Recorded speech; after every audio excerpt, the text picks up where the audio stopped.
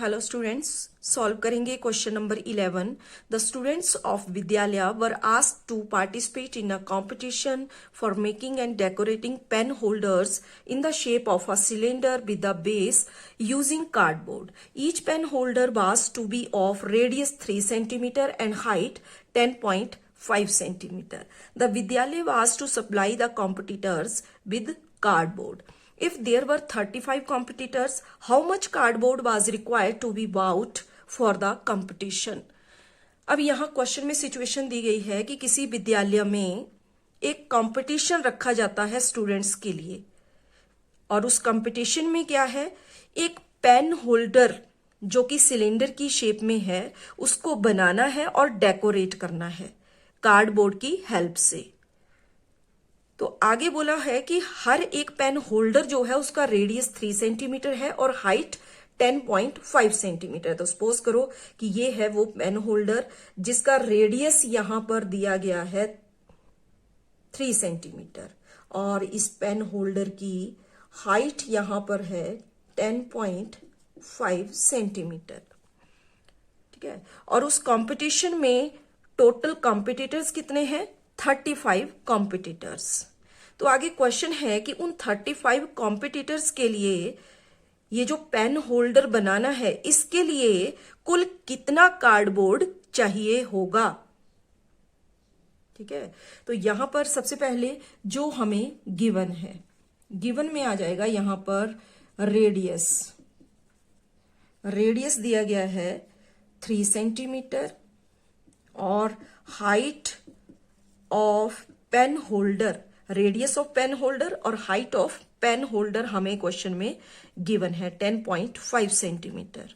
और इसके अलावा हमें दिए गए हैं टोटल कॉम्पिटिटर्स कितने हैं। Total competitors is equal to 35, इतना हमें क्वेश्चन में गिवन है। अब हमें पता लगाना है कि इस तरह के 35 पेन होल्डर बनाने के लिए कितना कार्डबोर्ड चाहिए होगा, कितने कार्डबोर्ड की जरूरत पड़ेगी। ठीक है, तो उसके लिए पहले यहां पर जो रेडियस हमें दिया गया है 3 सेंटीमीटर, यानी कि ये जो सिलेंडर का बेस एरिया है वो हमने फाइंड करना है। तो सिलेंडर का बेस एरिया फाइंड करने के लिए यहां पर हमें रेडियस दिया गया है, तो बेस इसका सर्कल की शेप में है, तो यहां पर हम लिख लेंगे एरिया, या फिर हम बोल सकते हैं base area of pen holder या एरिया ऑफ सर्कल के लिए फॉर्मूला होता है पाई आर स्क्वायर। तो यहां वैल्यूज हमें दी गई हैं। पाई के लिए हमने लिख लेना है 22/7 और रेडियस है यहां पर आर स्क्वायर 3 स्क्वायर। तो इसको सॉल्व करेंगे तो 22/7 और यहां 3 स्क्वायर के लिए 3 3 जा 9 हो गया।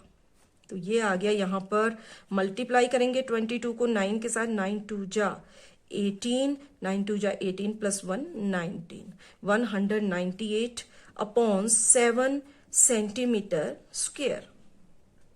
तो ये पेन होल्डर का बेस एरिया हमने यहां पर फाइंड कर लिया। अब हमें ये जो सिलेंडर की शेप में है पेन होल्डर, इसका एरिया निकालना है, यानी कि कर्व्ड सरफेस एरिया हमें यहां पर फाइंड करना है। तो उसके लिए curved surface area of pen holder is equal to, formula है 2πr/h। वैल्यूज पुट कर लेंगे तो 2 × 22/7, रेडियस आ गया यहां पर 3 और हाइट है 10.5 सेंटीमीटर। अब यहां पर अगर कट हो रहा है तो कट कर लेंगे। तो ये देखो 7 1 जा 7, यहां 7 1 जा 7, 3 बच गया, यहां 35 हो गया, 7 5 जा 35 और राइट साइड से 1 डिजिट छोड़कर डेसिमल लग गया। अब क्या बच गया हमारे पास, यहां बच गया 22 को 2 से मल्टीप्लाई किया 44 हो गया। अब 44 को 3 से मल्टीप्लाई करेंगे और मल्टीप्लाई 1.5, तो ये हो जाएगा यहां पर 3 4 जा, इन दो को हम करें 3 4 जा 12, 3 4 जा 12 प्लस 1 13 और मल्टीप्लाई में यहां कैलकुलेशन कम करने के लिए हम डेसिमल को रिमूव कर लेंगे तो अपॉन में 10 आ जाएगा। अब इसके लिए 5 3 जा हो गया और यहाँ 5 2 जा हो गया और यहाँ 2 1 जा, 2 6 जा 12 हो गया, 1 यहाँ 12 हुआ, 2 6 जा 12। अब बच गया यहाँ पर 66 मल्टीप्लाई 3, तो ये हो जाएगा 3 6 जा 18, 3 6 जा 18 प्लस 1 198 सेंटीमीटर स्क्वायर। तो हमने इस पेन होल्डर का बेस एरिया फाइंड कर लिया यहाँ पर और कर्ड सरफेस एरिया भी हमने यहाँ पर फाइंड कर लिया। ठीक है, लेकिन अकॉर्डिंग टू क्वेश्चन यहाँ पर हमें इस पेन होल्डर को बनाने के लिए टोटल कितना कार्डबोर्ड यूज हो रहा है वो फाइंड करना है। तो पेन होल्डर का टोटल सरफेस एरिया फाइंड करने के लिए हमें base area of pen holder plus curved surface area of pen holder करना पड़ेगा, यानी कि इन दोनों एरियाज को हमें प्लस कर देना है। ठीक है, तो यहां किस तरह से हम लिख सकते हैं, ईच कॉम्पिटिटर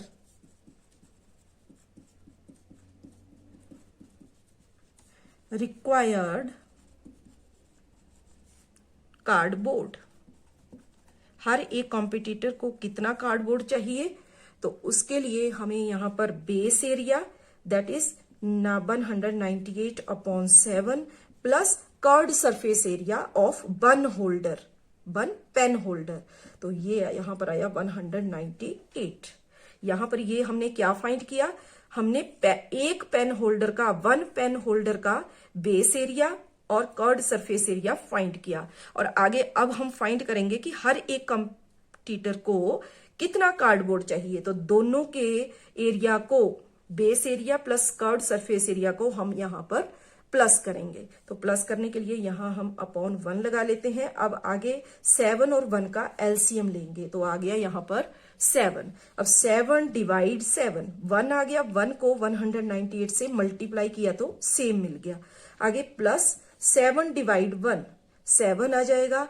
अब 7 को 198 के साथ हम मल्टीप्लाई करेंगे तो ये हो जाएगा यहां पर 1386। ठीक है, अब इन दो को हम प्लस करके देख लेंगे तो ये यहां पर 1584 अपॉन 7। अब इसको कट कर लेंगे तो 7 1 जा हो गया, यहाँ 7 2 जा 14, 1 आ गया, 18 हुआ, यहाँ 7 2 जा 14, फिर 4 44 हो गया, 7 6 जा 42। अब यहाँ आगे 2 बचा हुआ है लेकिन आगे कोई डिजिट नहीं है, तो यहाँ डेसिमल और यहाँ हम 20 बना सकते हैं। तो आगे 7 2 जा 14, लेकिन 6 फिर से बच गया, तो यहाँ 60 बना सकते हैं क्योंकि डेसिमल लगाया है। तो 60 के लिए 7 8 जा 56 हो गया। अब उसके बाद 4 बचा, 40 किया तो 7 5 जा 35।